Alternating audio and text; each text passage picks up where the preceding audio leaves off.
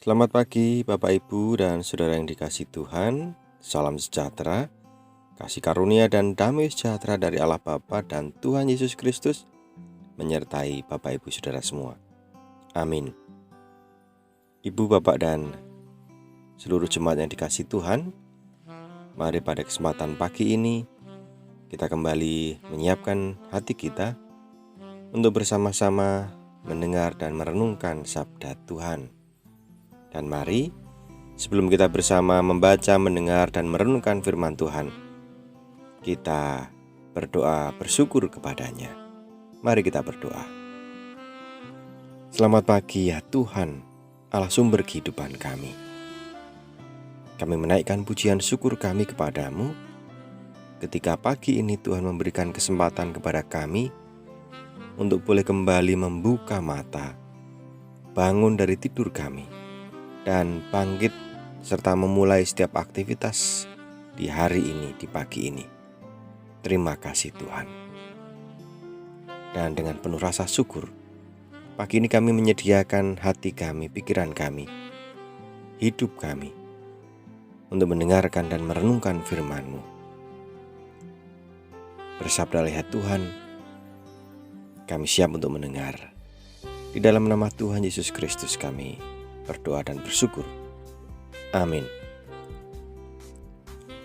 Jemaat dikasihi Tuhan, pembacaan firman pagi ini dari Kisah Para Rasul 9 ayat 15. Kisah Para Rasul 9 ayat 15 yang demikian.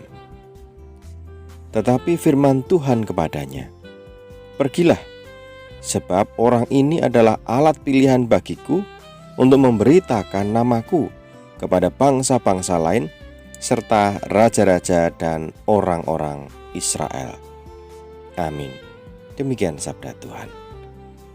Adapun tema renungan pagi ini menjadi rantai.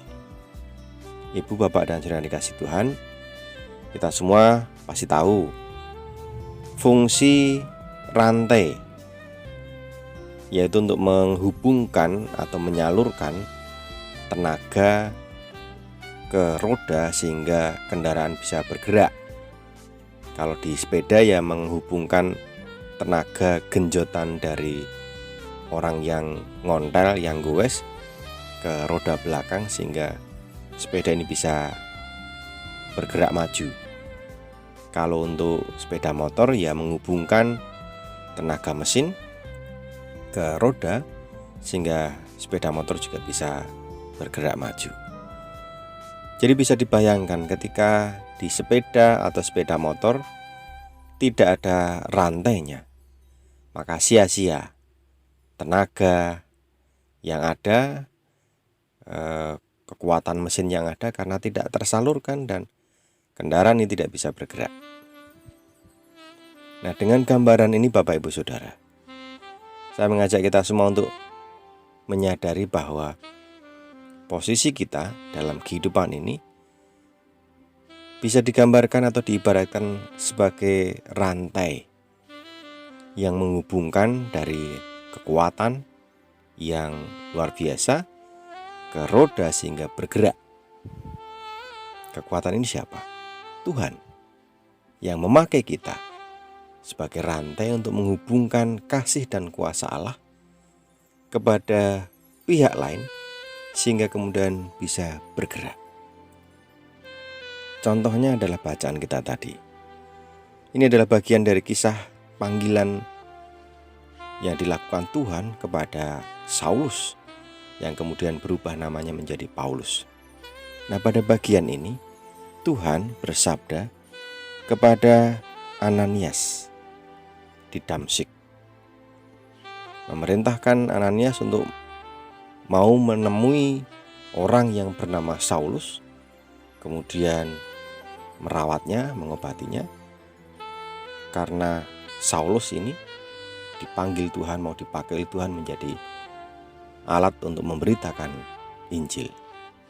Pada awalnya Ananias sempat menolak, keberatan, karena dia tahu siapa Saulus, yang adalah orang yang saat itu menangkapi dan menganiaya pengikut Kristus.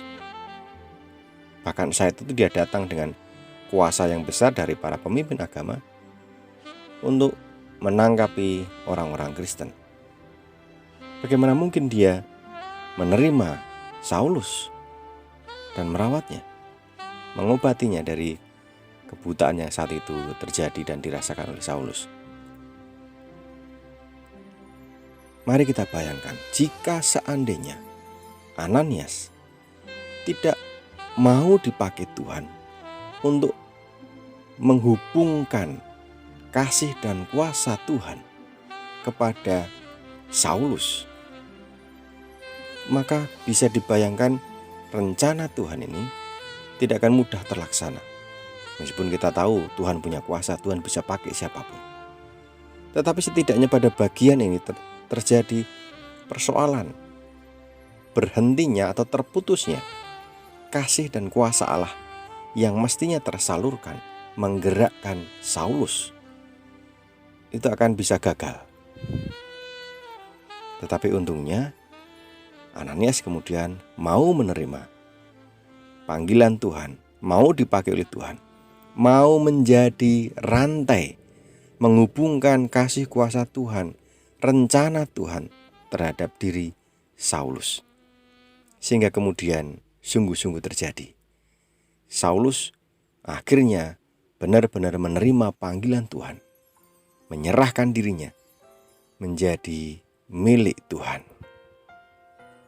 Dan tahap berikutnya, selain Ananias yang menjadi rantai yang menghubungkan Tuhan dengan Saulus, maka Saulus yang kemudian berubah menjadi Paulus pun menempatkan diri menjadi rantai menghubungkan kasih, kuasa, dan rancangan Tuhan yang luar biasa bagi bangsa-bangsa lain. Tadi disebutkan bagi raja-raja dan orang Israel juga, untuk menyatakan kasih dan kuasa Tuhan, sukacita dari Tuhan di dalam Yesus Kristus. Pewartaan Injil yang luar biasa. Ananias mau menjadi rantai menghubungkan Allah dan Saulus. Saulus atau Paulus pun mau dipakai Tuhan menjadi rantai menghubungkan kasih Tuhan kepada orang Israel dan bangsa-bangsa lain, sehingga mereka mengenal Yesus, menerima Yesus, dan mereka digerakkan. Inilah Bapak, Ibu, dan Saudara yang dikasihi Tuhan. Masing-masing kita dipakai Tuhan ibaratnya menjadi rantai yang menghubungkan kasih dan kuasa Tuhan kepada orang lain, kepada pihak lain, orang-orang sekeliling kita, sehingga semuanya menjadi bergerak karena semuanya merasakan kasih, kuasa, dan menerima rancangan Tuhan yang indah. Mari kita sadari posisi kita sekecil apapun yang kita lakukan, dengan kegiatan atau pekerjaan apapun, kita yakin dan percaya bahwa di balik itu semua Tuhan memakai kita, menempatkan kita ibaratnya rantai yang menghubungkan Tuhan dengan orang lain sesama kita, sehingga semua bergerak.